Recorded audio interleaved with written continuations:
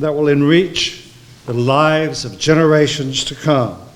And an ostensible part of that legacy is the talk you are attending this evening, the 31st Alfred Heber Holbrook Lecture, sponsored by the Friends of the Georgia Museum of Art.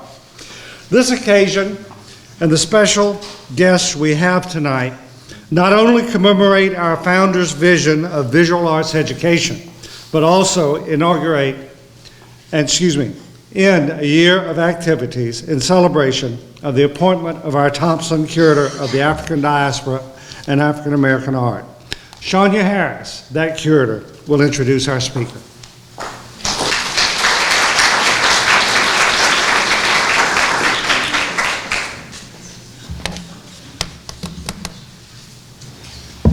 Good evening, everyone. Again, my name is Shania Harris, and I'm the Larry and Brenda Thompson Curator of African American and African Diasporic Art here at the Georgia Museum of Art.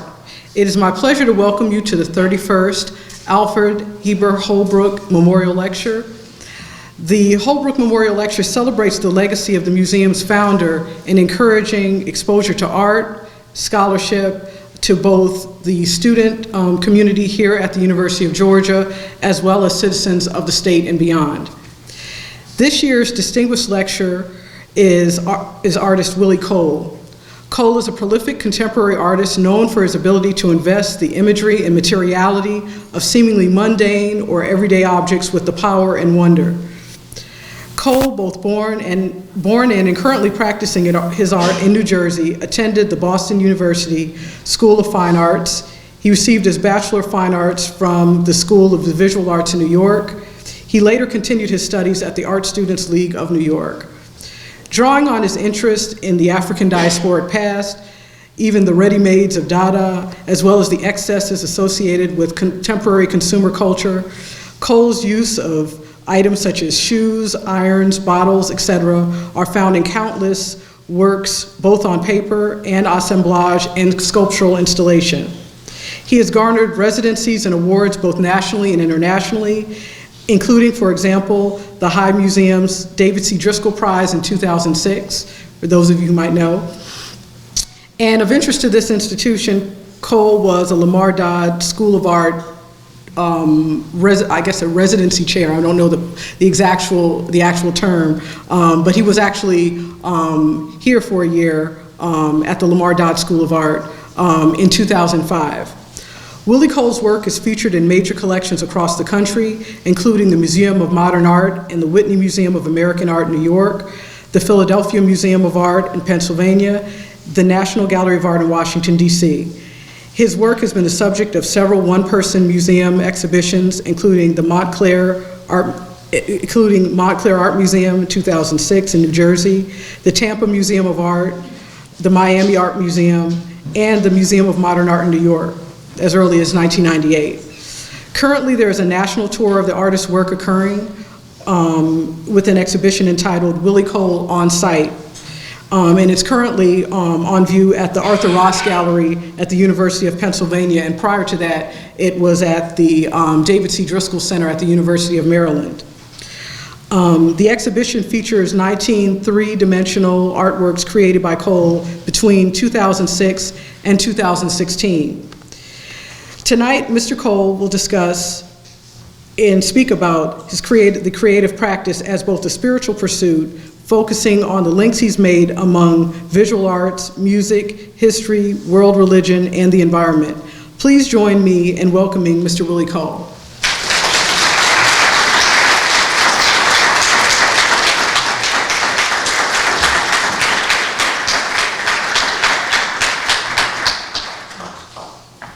Hello, welcome, good to see you all. How many artists are in the audience here? Good. Okay. I asked that because the links between art and spirituality are, to me, pretty obvious. Normally, my talks don't have a topic, but these subjects come up anyway. So I'm going to challenge myself to try to focus on that topic this evening with you all here. But clearly, the link between spirituality, religion, and art is something that you can trace back through all of civilization. Art was originally a spiritual practice. In many societies, the shaman, the priest, and the woodcarver were the same guy. Only in the modern era have we divided everybody up into specific jobs. But my personal journey was, as a kid, I drew every day, like all day long. I would either sit in front of the TV with the cartoons, with a big piece of cardboard divided into 16 or 24 squares, and I would try to catch Fred Flintstone as he ran across the screen, and bugs, because I recognized the cartoons only had 2 or 3 angles, front, side, and 3/4. But other than that, I drew images from my great-grandfather's Bible. He was a pastor in Jersey City, New Jersey, and he had the most beautifully illustrated Bible that I've seen up to this day. So I had an early connection with religious imagery in my art. And then when the World's Fair came to New York in the 60s, I went with my grandmother to see that, and I saw Michelangelo's Pietà. And, it was a long line outside, people crowded around, and people crying. I didn't know why they were crying, but I started crying too. I guess it's contagious for little kids crying. So I see this marble statue, at the front of the room there, and I thought it was real. And that's why they were crying, because it had been turned to stone. But of course, when I got up there, I was able to ask a lot of questions of my grandmother about it. So that gave me another link to the idea of religion or spirituality connected to art. But anything that is creative is spiritual, in my opinion, and everything that is creative is connected to nature, and of course, nature is very spiritual. We've been taught to separate our bodies from our souls, from our minds, etc., but they're actually all the same thing. So at the point that I decided to become a professional artist, or should I say at the point that I decided to try to make a living as an artist, I had to ask myself, what was I going to do? What was I going to speak about? Prior to that, I worked as a graphic designer, as a computer graphics artist, but once I started doing fine art, I asked myself serious questions like, what's this art going to be about? And the easiest thing, or maybe the first thing that came to my mind, was about the forces of nature. Mostly the 4 elements, air, fire, water, and earth. So I began to mix dirt with Roplex and various other compounds and, paint it on canvas. So my canvas is like a chunk of the yard. That was my earth period. Then I'm walking down the street one day and I come to an abandoned building filled with hair dryers. Factory used to make hair dryers. This was my air period. I got all those hair dryers. I made a lot of fantastic things out of hair dryers.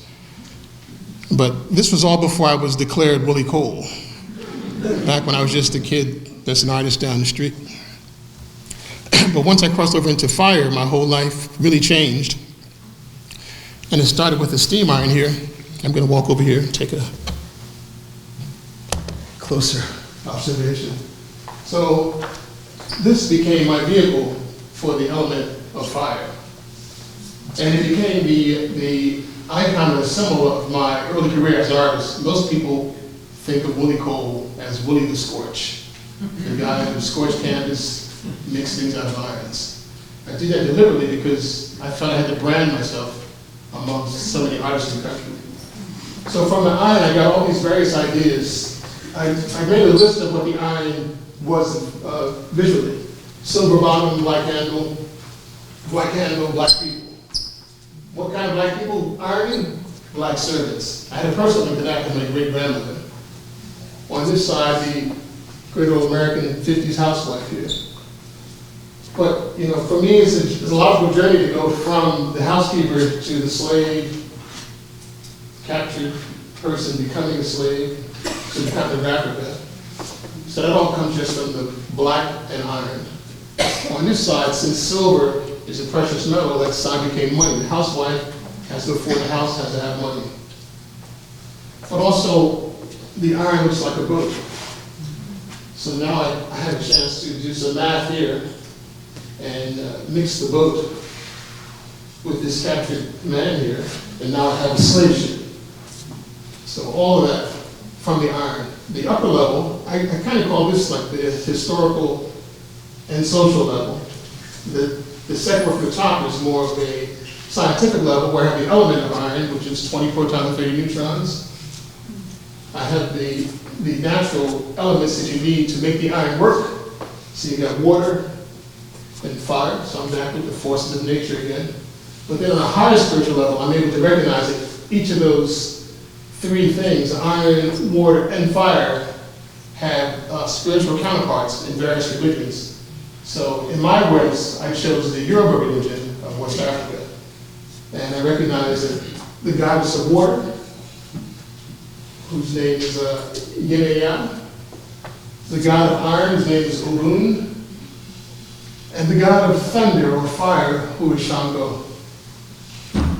So I made all those leaps on the iron, and I began to think more about the top row, actually, as an aesthetic choice.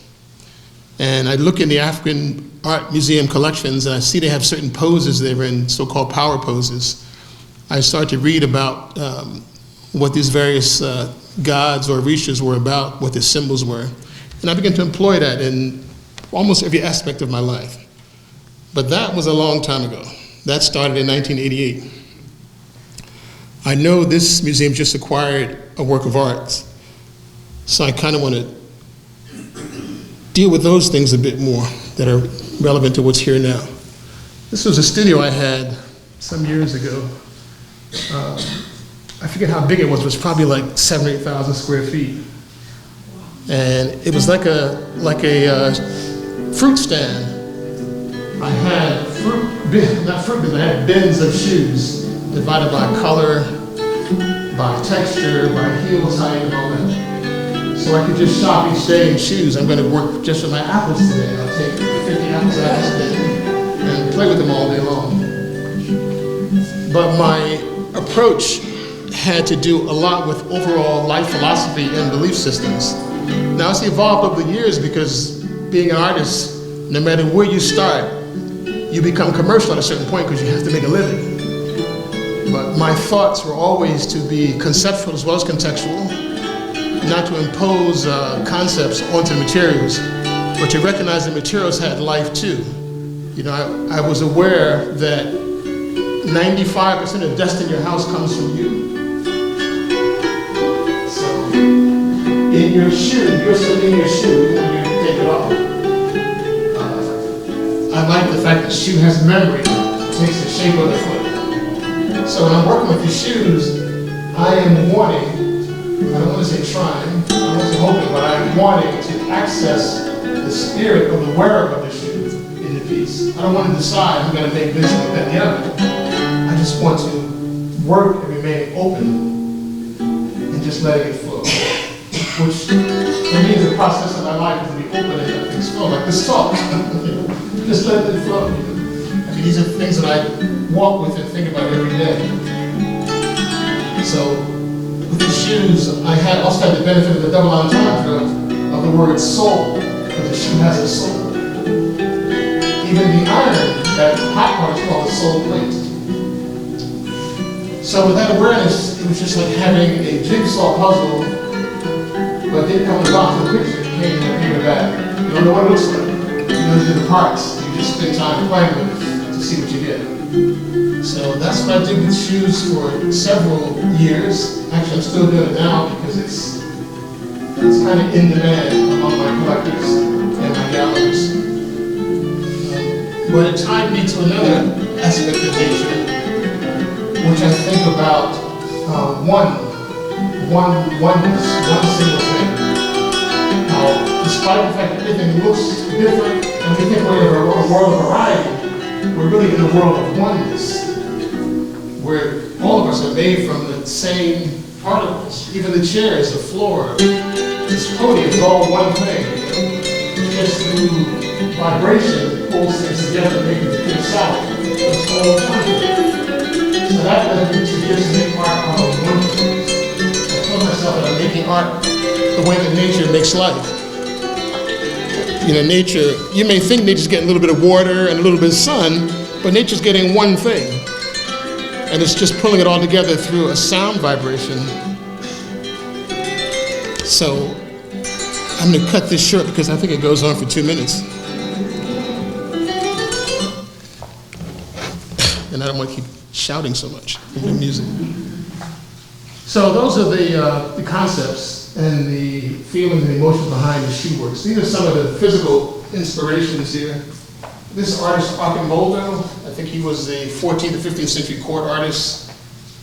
And his most famous pieces, as the art students here know, are the Four Seasons, where he would make the person out of things that were in season, I guess, out of hay and grass, out of fruits and vegetables.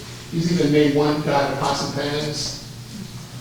So this awareness came to me after I started making shoe pieces. I didn't really know these artists until I started making shoe pieces, and I recognized that he was there, which leaves me another opportunity to say to you that when I start each day, I have things that I say to myself every day. The first in the morning, I say, thank you, God, for this day and freedom to live this way. I've been saying this since 1975. In saying that, I assume certain things, because we don't know the future, what else will happen next minute. But in saying that, I'm assuming that it's going to be a great day. And so that's my basic practice. I also say to myself when I'm working that every artist that ever existed still exists. The energy that made Picasso, the energy that made Mondrian, even the energy that made Keith Haring is still in the universe. And you can access that at any time once you're aware it exists. For example, if I was thirsty and wanted to drink the water, I couldn't have the water unless I knew it exists. And it's the same with all energy, in my opinion, of course. So when I'm working, I can say to myself, okay, now, you can say something like, well, what would Picasso do in a moment like this? Or you could just open yourself to that energy. So I practice that on a daily basis. And in tying it to the African art, though, I recognize that the African art is not just decorative art, that it all has a purpose. That these wooden carvings have been coated with blood or with oil or with earth to activate them. So in my work, I choose to believe that I can extract the spirit from the objects. And so the one on the right here, this is from Tibetan painting, because after I started making art of the shoes, suddenly I'm able to recognize things that look like shoes. I got myself so pumped up with shoeness that I see shoes everywhere. But that's because everything is the same thing. You can decide what your common denominator is. What you do, you see that. If your common denominator is a Chevy and you drive down the street, you're going to see lots of Chevys. Especially if you're thinking about buying one, they're going to just start showing up. So that's kind of what happened with me. And then, of course, from my childhood, I recognized some of my shoe sculptures look like cartoons. So now my whole life is compressing into one. I've said that my goal as an artist is to be able to compress time, to speak about the past, the present, and the future, all in one statement. Because we know the only thing that's real is now. Just that now is so short, we think there's a past and a future. It's only because now it's short. So my past, and my past again here, because my son, who is now 38 years old, played with this as a little boy.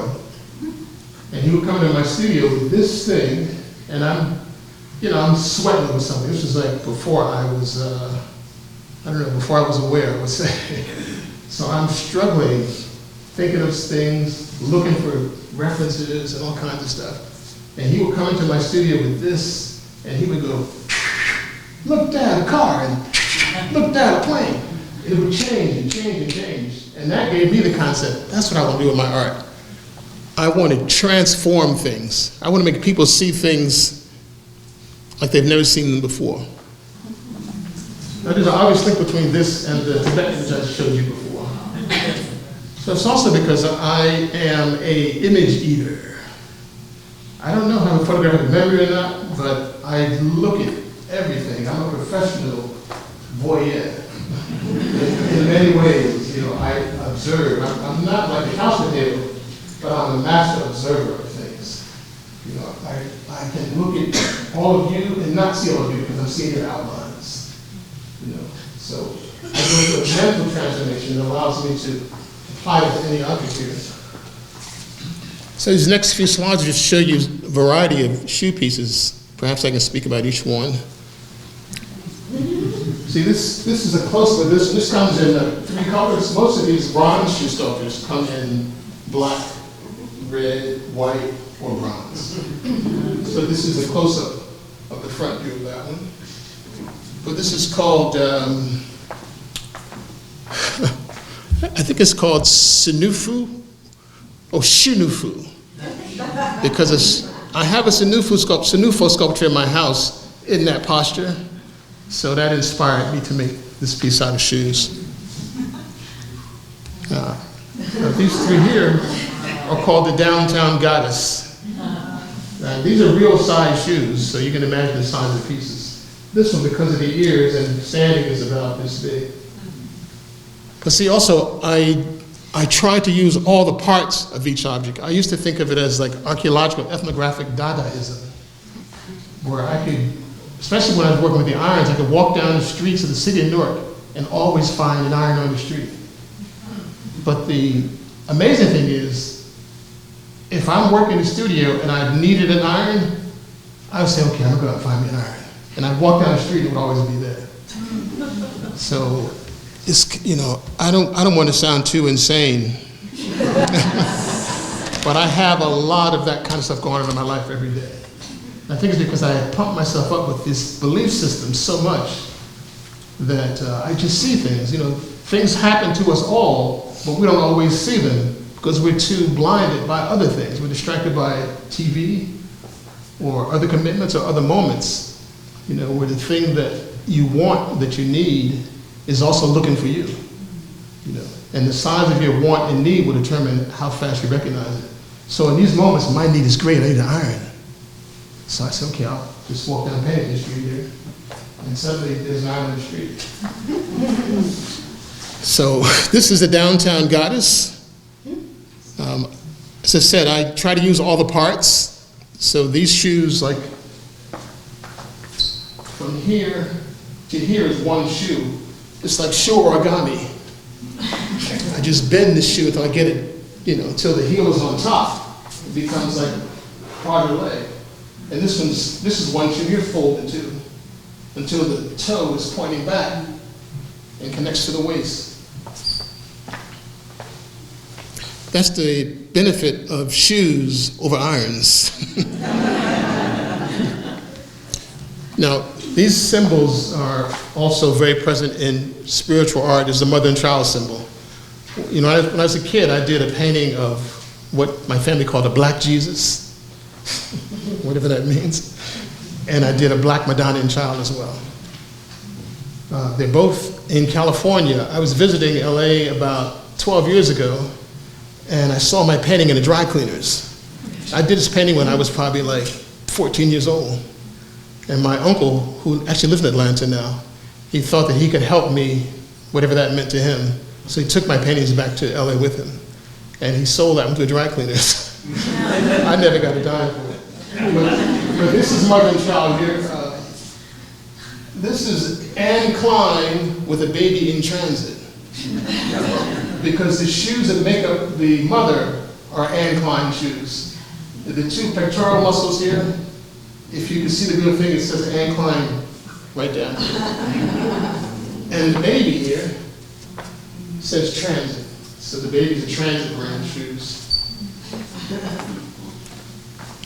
This is another mother and child here. This is a happy baby on the back here. This is the only time I've ever used a child's shoe. I usually just use women's shoes, not men's shoes, not kids' shoes. But this is the first mother and child of shoes that I made. And this mother and child here too. I wish you could see the baby's face better. This shoe sole has a line right here to give him that kind of face. But the simplicity of it is all about just being able to see it, because that's just a shoe with the laces removed and the sides turned down. But suddenly it became a face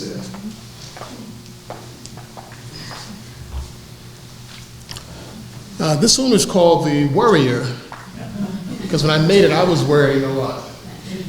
And again, it's cast in bronze, so in bronze it has those 4 colors, but also has 3 sizes, just in case anybody wants to buy one. It comes in 6 feet for your yard. It comes in 3 feet, I guess that would be for your, I don't know, for your museum. And then it comes in this size, which fits in anybody's home. And I work at a foundry here in the great state of Georgia. This is the 6-foot version called the Soul Sitter.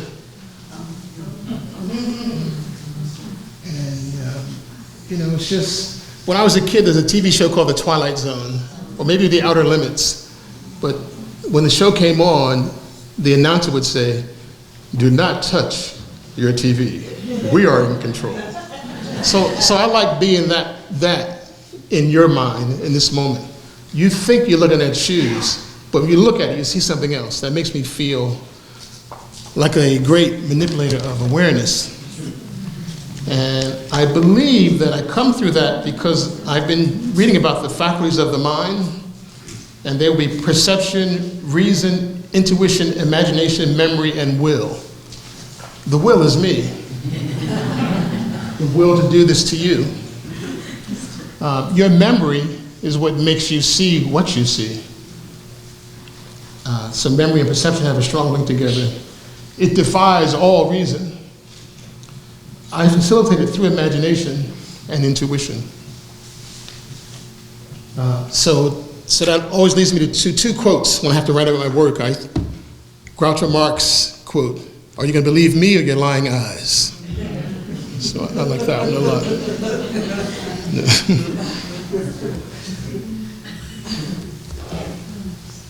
And this one, yeah. I should also say that I don't make the work to be funny. I'm not smiling when I make this work. It's like, I would love to make it all in a trance, but it hasn't gotten that obvious yet. But I'm usually working in silence, and I'm working on more than one thing at a time, piles and piles of shoes all around, as you saw in the first video. And I'm just playing. If I pick up a mule here and a pump here, put them together, and it makes a nose, then I just put that nose aside. I go to another pile, and it makes a full body, and just play and see what happens. There's always a lot of stuff going on all at once. But this is, I know this one has a name too, a famous shoe designer. This is the front view, this is the back view. So it's the same piece. The Janus or Janus heads are popular in a lot of tribal art, also in a lot of Greek, because I get the god Janus. But this one, I can't remember the title, but it's a shoe designer. Remember I said conceptual as well as contextual.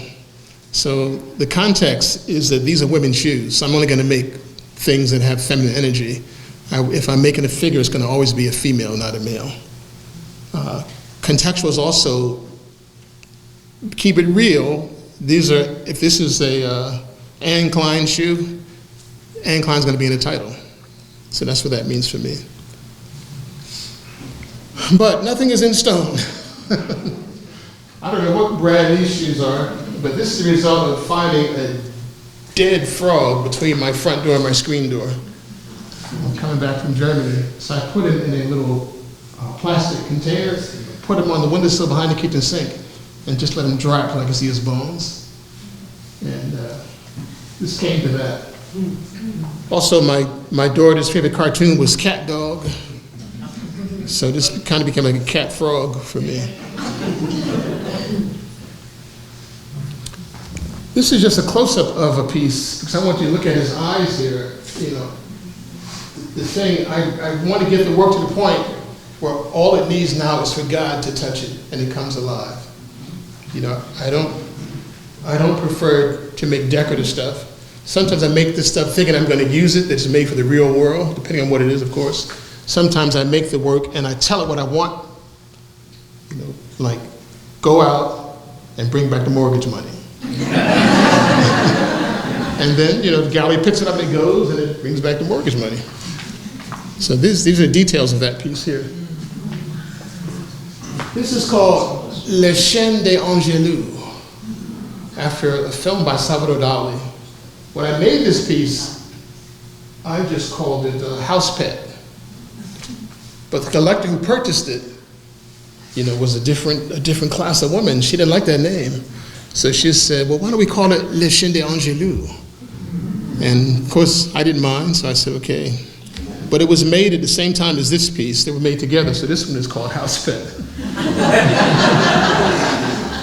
But they were made side by side. This is, again, an example. I am driving around looking for a building to use as a studio space, and I walk into the building, and as soon as I walk in, the loft on my left is a showroom of shoes. And they sold everything except for these red and white shoes. So I bought them all. But, things just fall into place. They say when you're on the right track, the universe will work with you in every way possible. This is called Harriet with the Fire in Her Eyes, after Harriet Tubman. You see, this is very much like a Sylvester cartoon from the Warner Brothers era, but I didn't recognize it when I did it at that time.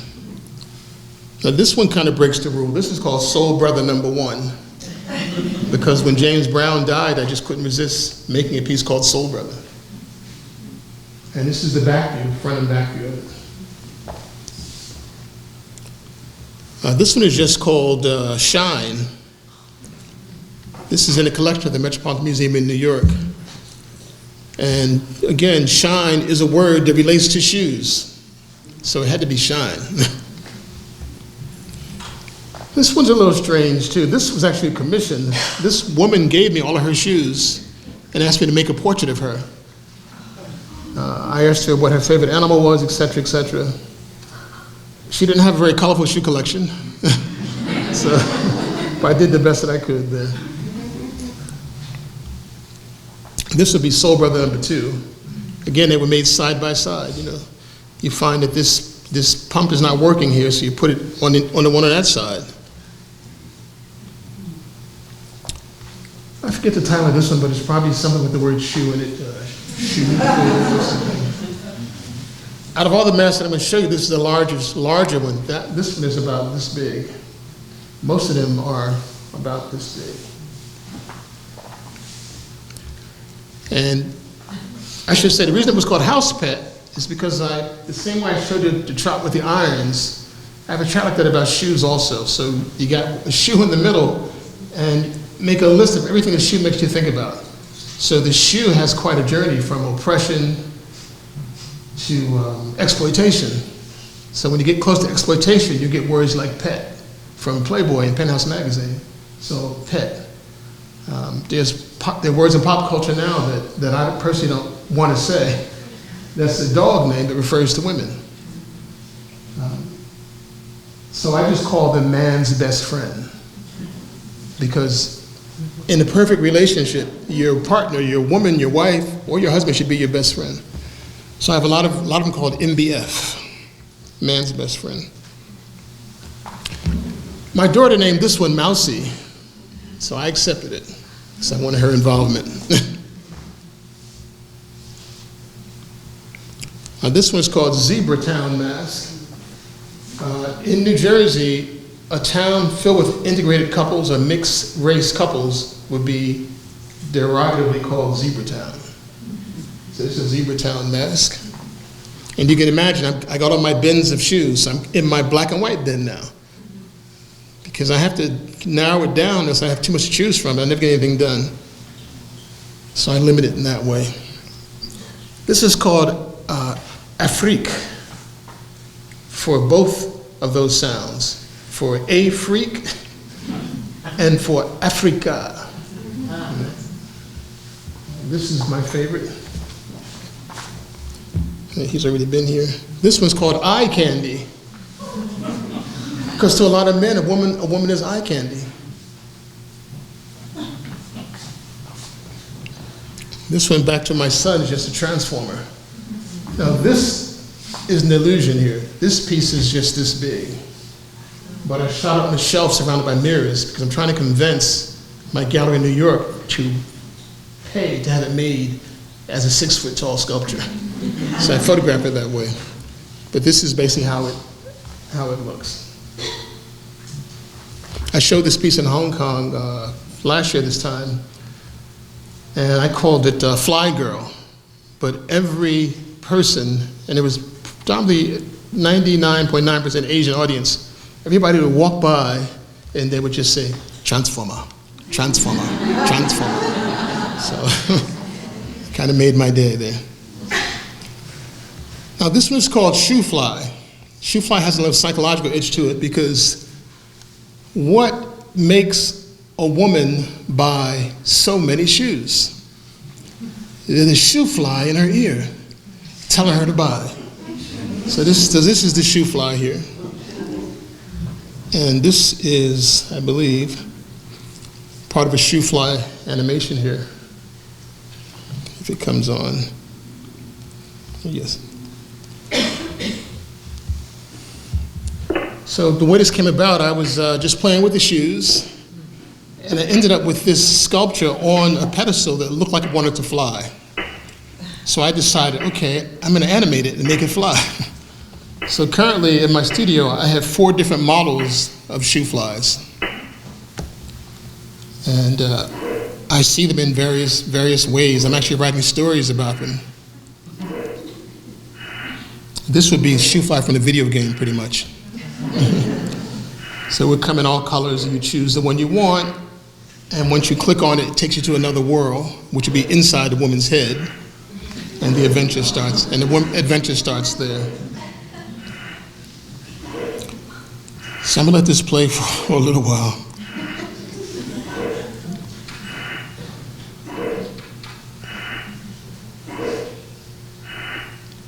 I have to confess that I play this slide because I like seeing it big.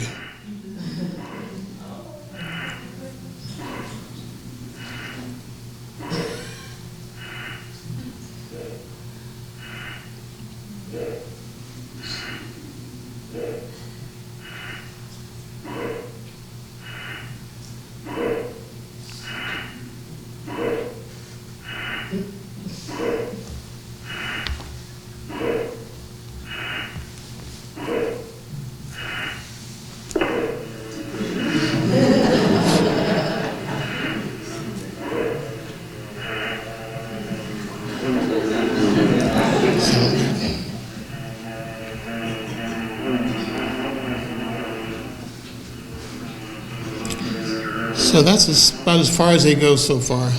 The next one would be them flying into the ear. Now, I mentioned religion, so I grew up in the Baptist church. When I was 12 years old, I switched to Catholic because the service was shorter. And when I was in college, first year of college, I went to the mosque because I had friends that went to the mosque. Then after college, I practiced Buddhism. But through all that journey, I've always read a lot about religion and things like that. And I've read all the Carlos Castaneda books about peyote and all that stuff. I never tried peyote though. I've read all those books. And then I've read all the books about comparative religious study by Joseph Campbell. So this image is kind of is the energy that I would love to see every day in my studio.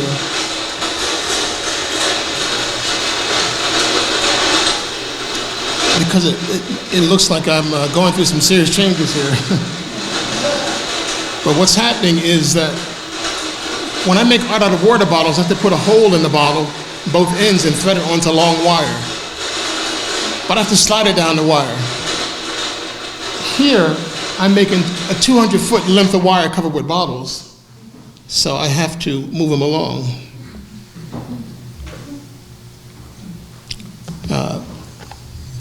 So the bottles, again, make art the way nature makes things. So one element in repetition is nature's process. So these are crushed bottles on a light table and just photographed from the top down. I was in Hawaii and I went to somebody's garden and I saw a beautiful flower garden and it looked like bottles to me.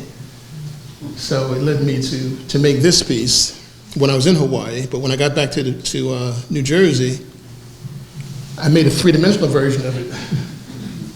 So this is 6 by 6. I guess, yeah, this is a little bigger than that maybe. So these are just crushed bottles all embedded into epoxy resin. This is the same thing in red.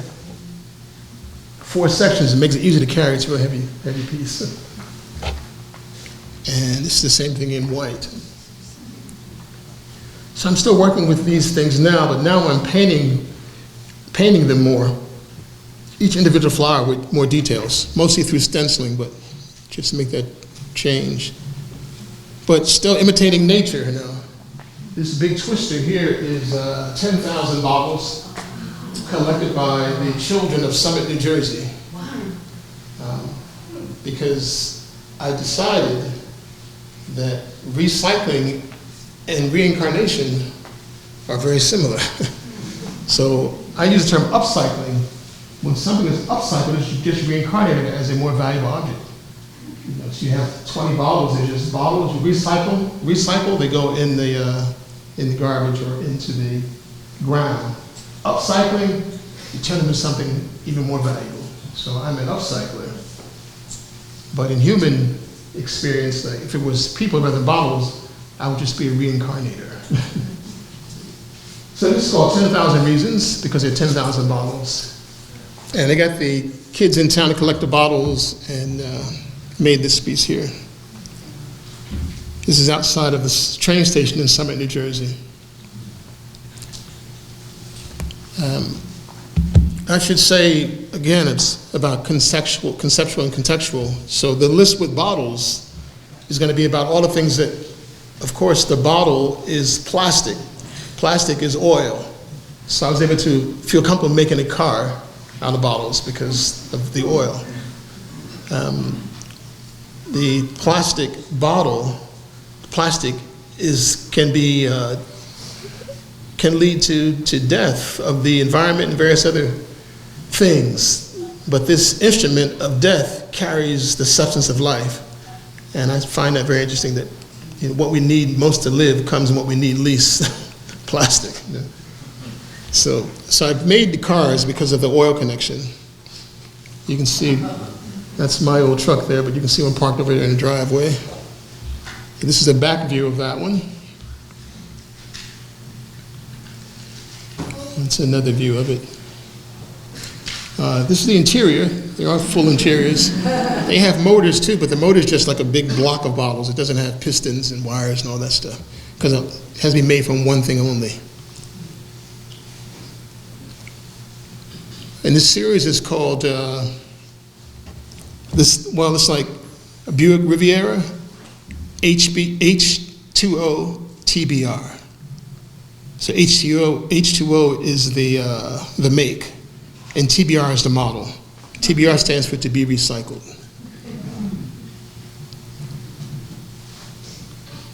And this one was designed to be a 1959 Cadillac. So I have two views of this one.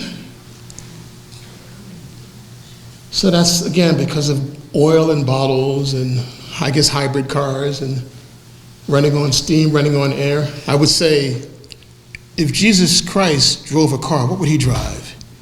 He'd drive the 2017 H2O TBR. You know, the cleanest car on the road. So I also make chandeliers out of bottles, as you can see close up here. This is about 6 feet diameter on the top and about 7 feet long.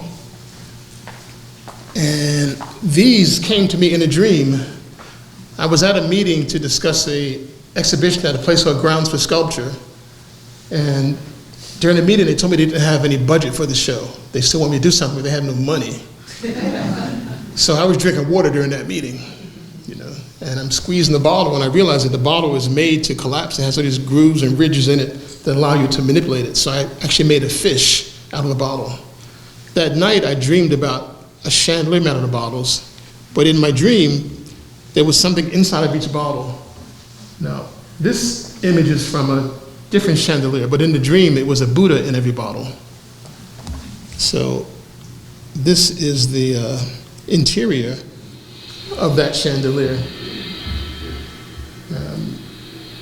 And again, I'm showing it because I love hearing the sound of the way it looks. I could see myself in a little starship flying inside there, you know. But it is me with my phone looking down inside the sculpture, just getting a videotape. And there's a Buddha in every bottle, which would be a campaign slogan. It's a Buddha in every bottle. You can see that better here. That's the Buddhas in the bottle. So that piece that I just showed you was followed by a revamping of that same piece with a conical chandelier in 2 rooms. Each room is, I think, 13 by 13, a hallway in the middle, 3-foot hallway, and a chandelier in each room. So, and it was called Water to Light. Water to Light, because again, I got those elements, earth, wind, air, and fire. And I'm wanting to evoke a sense of peace and spirituality in the space. If you ever had, I don't know if you've ever had this, if you ever had 300 plastic water bottles laying on the lawn, when the sun shines on them, you think you had precious jewels. They're so beautiful. So I was seduced by that. So these are actually, this building used to be like some sort of religious facility in Colombia and Cartagena. Now it's a museum, but it used to be a place like a nunnery or something like that. So they commissioned me to make 2 chandeliers for this building. And this is the official introduction of the chandelier. Me doing the Vanna White there. And this piece, again, art imitating nature. You know, nature is the evidence of spirit in the world today, in my opinion. So I got my little flower there next to other little flowers there, but the fact is, my flowers are huge. And they turn in the wind when the wind blows. And they look different every hour of the day because of the light. And this is the last image here. And this image is a video of a piece made for the David Driscoll Center. Showed it opened, I think, in October of last year. And after this, I'll be glad to take your questions.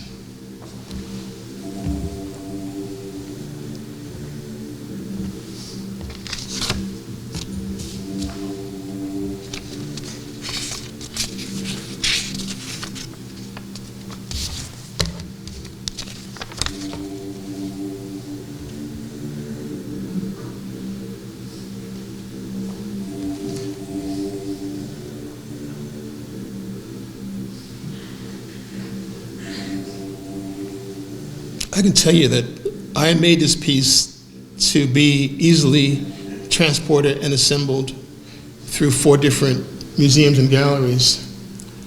But the Driscoll Center's ceiling didn't work well with the armature I made. So when I got there, I had to remake the armature to hang it a different way. And that's what that video showed us, taking it up, bringing it down, taking it up, bringing it down. But this is how it ended up like this. Now, there's an image in each bottle here too, but the image in this bottle is a black man like this, his hands up.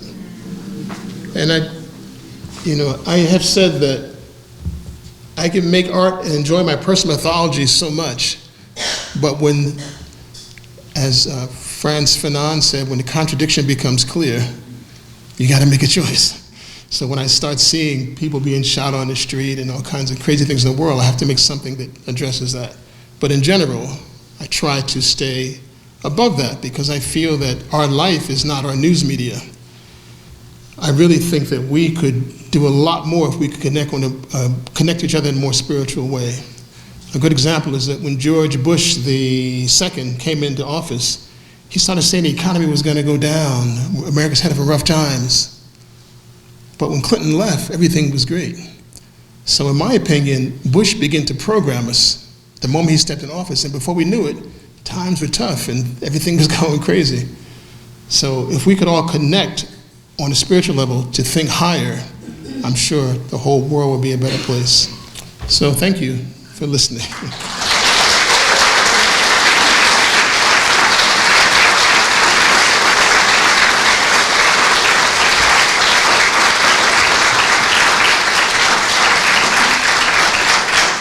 And my favorite part of these kind of gigs is the questions, so give me one at least. Yes, sir. You mentioned the ceiling in the Driscoll Center not being able to support your sculpture. Have you had other encounters with structural engineers? Oh, I have, but the Driscoll challenge is not the weight. It's just like they have a 20-foot ceiling, but 10 feet below that they have a grid of lights on it. So that means anything that's hanging on the ceiling is going to be visible because the ceiling is 20 feet tall, but you can't get up 20 feet. So I want to eliminate the visible grid by hanging it that way. So yeah, I've had challenges like that, but mostly through learning curves.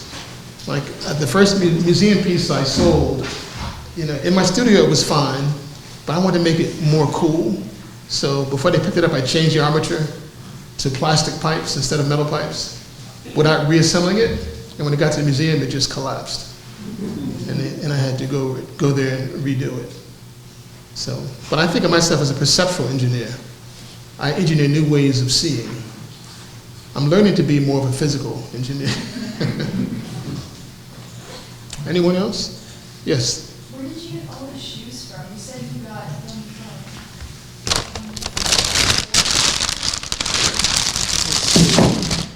I got one pair from Betty Alice. No, well, when I came to UGA as a Lamar Dodd chair in 2005, I didn't bring any art supplies with me.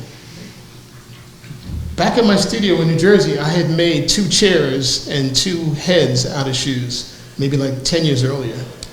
So when I came here, I decided, okay, well, I'll just make stuff out of shoes. And I went to Potter's Thrift. And I said to them that I will buy every high heel shoe you have at 50 cents a pound. So they started saving for me from September to December. And in January, they gave me millions of shoes. So when my year was up and I went back to New Jersey, I did the same thing with the Salvation Army in New Jersey, in Newark, New Jersey. So as a result, I have had lots of studios, but in 2008, my studio was a helicopter hangar, and it was filled with shoes. Like I said, like a outdoor fruit market or something, but all shoes. And I only buy shoes now when I need something to inspire me that I don't see in my own collection. So I go to thrift store every Wednesday. They have sales, my local thrift store. Like yesterday, I spent $200 on shoes, because I'm looking for a shoe that suggests something. I'm at the end of my pile of millions. Some of these pieces take a lot of shoes. I didn't show you the bigger pieces, but I've made furniture and giant flowers and mandalas, and they take like thousands of shoes each. So my supply is down to the stuff that I would be willing to throw away. So I have to fuel it by getting some jewel in every once in a while. So every Wednesday I go to the thrift store for that. Okay? Yes? Did you drink all the water out of those bottles? A lot of it, but not all of it. Again, you have to figure out how to get the materials you need, because I don't want to let the lack of materials slow down the creative process. So I go to my local YMCA. Everybody drinks water on a treadmill. Save me the bottles. My mom lives in a building with 22 floors, which has a twin building, so it's 44 floors, 8 apartments on each floor. Maintenance man, slip him $10. Just put the bottles aside for me. So I'm able to go there every week and get bottles. And then, just like this that I received today, when people know me and what I do, they always donate things to me. You know, like I received an award for recycling from the Morris County, New Jersey Recycling Commission. So every once in a while, I go to my front door and there's a box of irons and shoes there. So, yes. Do you color the shoes?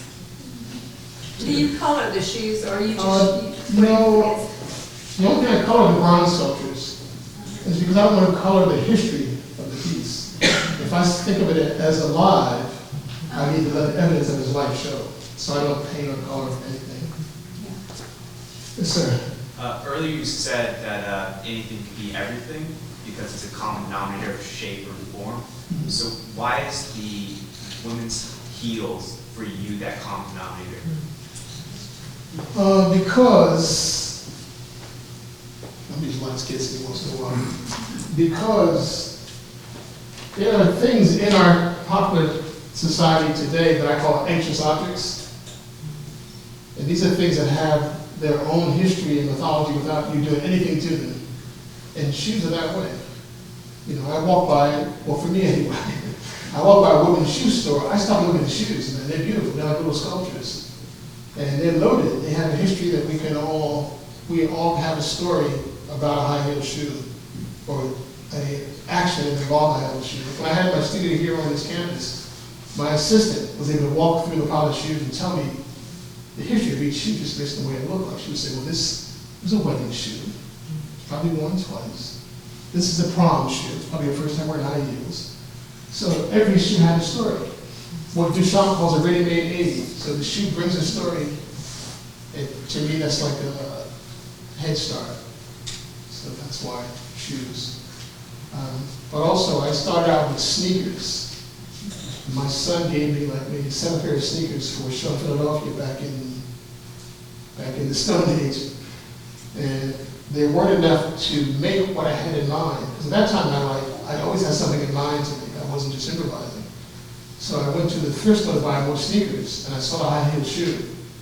And I was immediately seduced. They were so beautiful. They were more abundant than the sneakers. Most of them were like new, because if a woman has 10 pairs of shoes, 8 of them look brand new.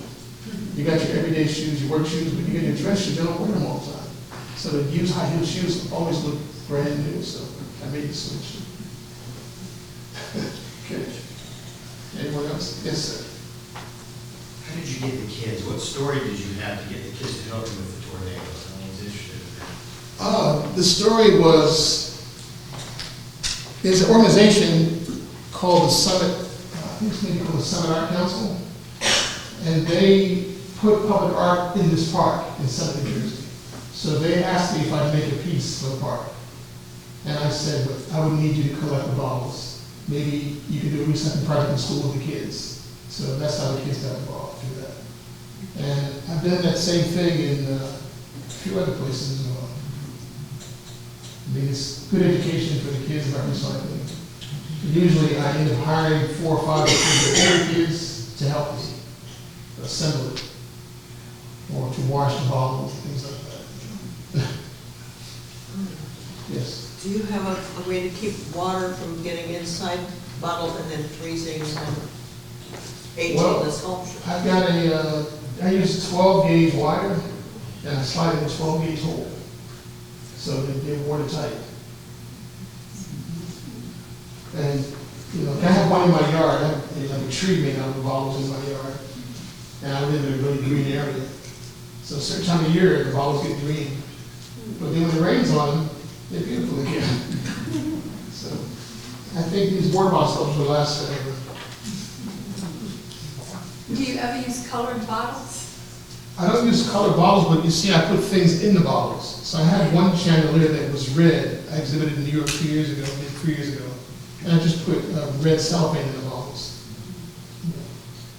Yeah, I don't use glass bottles. I'm just using, right now, the 16-ounce plastic bottle, because they're the most abundant bottle, I think, on the planet. Yes, sir. You're from New Jersey, so I think of the William Carlos Williams, the No Ideas But in Things. And so when you talk about your objects, I think of found art, found materials, but it's not quite that, right? It's not quite just picking up what you find on a walk and just making something out of what you No, find. it has been that. You know, I lived in a community of artists for many years, and I'm not sure how it came about, but we all did assemblage. So if we had to show at a gallery, I couldn't tell one artist from the other. We all were doing stuff out of whatever we found on the street. And I wanted to stand out, so I decided I would just focus on the concept of oneness into a single object. And that made the demand for the object greater. So I think in the definition of found object art, it still will be that, but it's just not found on the street all the time.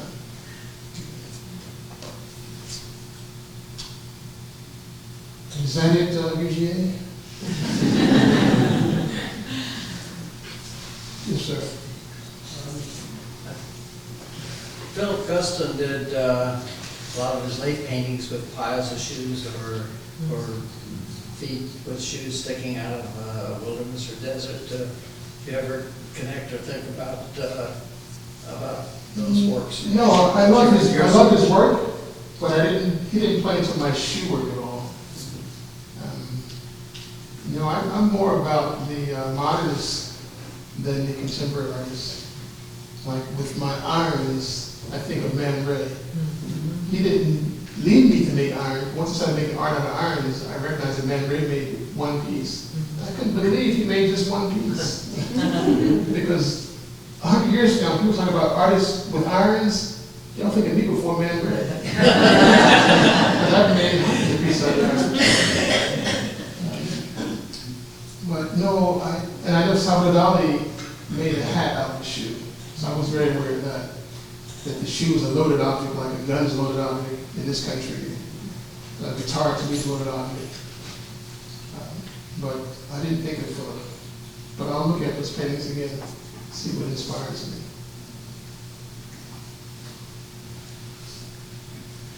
All right. Thank you very much.